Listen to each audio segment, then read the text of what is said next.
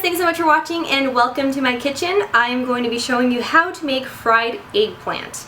And if you prefer another squash, you can go ahead and fry that one up instead. But today I'm using the eggplant because I want to introduce new and healthy vegetables to my son, Jude. You'll see him at the end of this video tasting the finished product.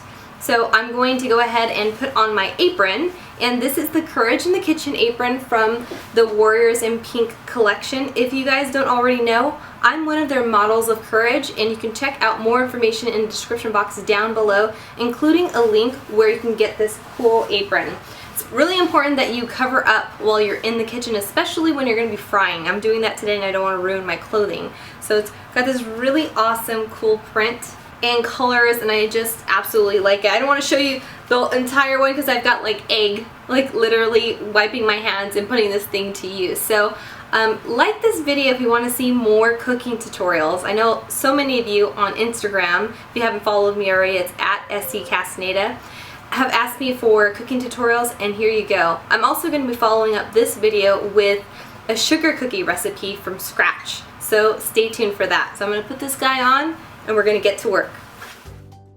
Now, of course, the main ingredient is eggplant, and if you don't know what that is, it's just a big fat purple vegetable with a nice green leaf on top of it. So I've already got started and I'm just making some rounds, and they're probably about a ½ inch to an inch thick. You don't want them too thick because you want them to cook well when you throw them into the fryer. So after you've made your rounds, then you can cut them into smaller strips like you would a potato for French fries, because it is for children and it's finger friendly. I love this so much, and he enjoyed them as well. So now the next step is going to be your egg wash or your egg batter or whatever, the coating for your vegetables, and the breadcrumbs are going to stick to it. The amount of eggs used will be determined by how many family members you have. So it's just Jude and I, so I just used 2 eggs. Then you're going to go ahead and drop in your eggplants and make sure they get a good coat before you dump them into your breadcrumbs. I'm just using Progresso breadcrumbs in the Italian style. This has those great classic Italian flavors and spices. So just going to add that to a Tupperware container and go ahead and transfer your eggplant from the wash to the breadcrumbs. Give it a good toss, and then you want to make sure that they're evenly coated because I know they tend to stick to each other. Next, it's time to fire these babies up. So what I'm going to do is heat my pan first, then add in some olive oil and gently place these in the oil. You don't want to body slam in there because you don't want them to kick back that oil and you'll get burned. So make sure that you keep it on a medium setting and not too high because you will burn yourself and burn your food. You don't want to waste the food.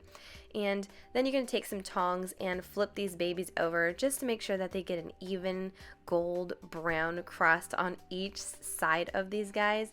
And they smell so good. I wish you guys can smell these. And the reason why I don't fill it completely up is because I don't want Jude to have a stomachache from the oil and them to be too greasy. I want them to be crunchy and really just a nice crisp bite. So I'm transferring them to a paper towel before I start the plating process.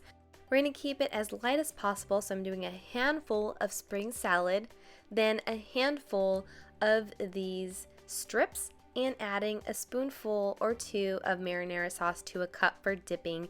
And that is pretty much how I plated this dish for Jude tonight, and let's see how he reacts to it. So now we've got our finished product here, and I want Jude to taste it to make sure that we did a good job. So go ahead, bud.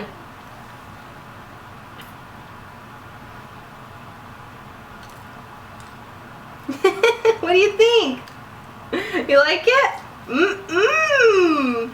Thank you. Give me keys. Now it's time to taste it. I like this part in the cooking shows that I watch on like Food Network, where I taste the food and then you're like, oh my gosh, I wish I could taste it. This is so good, you guys. Not even joking. So again, I'll put a whole list of all the ingredients you need, your shopping list, in the description box down below, including a link to the Courage in the Kitchen apron that I'm wearing. It goes to an awesome cause. And don't forget, the month of October is breast cancer awareness, so get educated, and I'll see you guys in the next one. Bye!